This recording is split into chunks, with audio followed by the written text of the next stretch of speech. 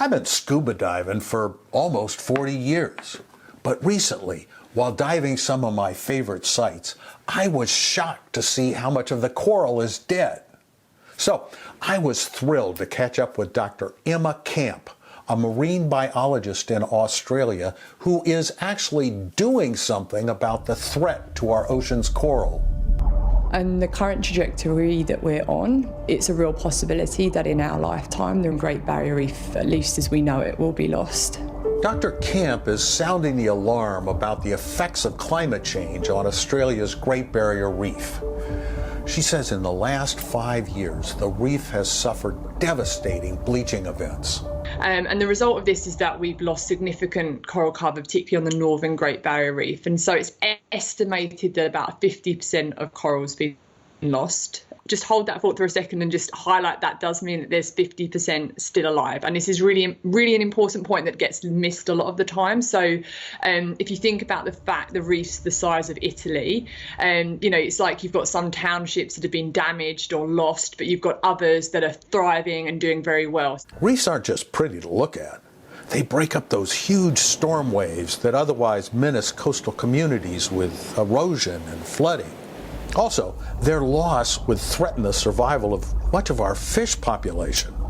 Something I think is really cool is the fact that reef environments can also kind of be thought of as a modern medical day, kind of cabinet, because there's so many chemical compounds that are found on reefs that we are using in things like cancer treatments and antibiotic treatments. Emma's work to find solutions has earned her a Rolex Award for Enterprise and recognition as one of this year's Time magazine Next Generation Leaders. She's also a National Geographic Explorer.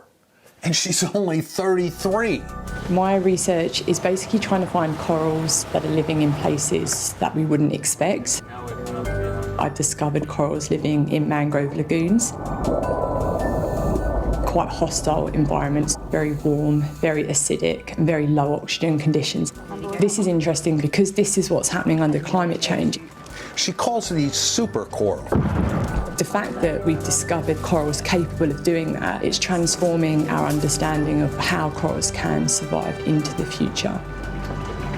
She believes that recruiting a new generation of scientists is the key to our future. I really enjoy communicating the science, not only to get the message out there, but to try and motivate, others to kind of get on board, and especially, the next generation, because they fill me with hope. She says as a kid, she didn't find many role models. You can't be what you can't see. And so that's why, I've been trying to constantly encourage girls to consider the science, technology, engineering and mathematics. And she's doing her part to raise the next generation of committed young people. She's just given birth to a son, Thane, and she's already teaching him to swim. I always was passionate about it, but it brings it to another level when you have your own little one and you're thinking, like, what is their world going to look like? What am I leaving them to, inherit? I want to know deep down that I did everything I could, and also that I encouraged other people. This is my passion. And I just can't bear the thought that I would have to tell my children that our generation knew that it was dying and didn't do anything to help it. As a scuba diver, I'm extremely grateful for people like Emma and the pioneering work they do. For Pet Pals TV, I'm Steve Sweitzer.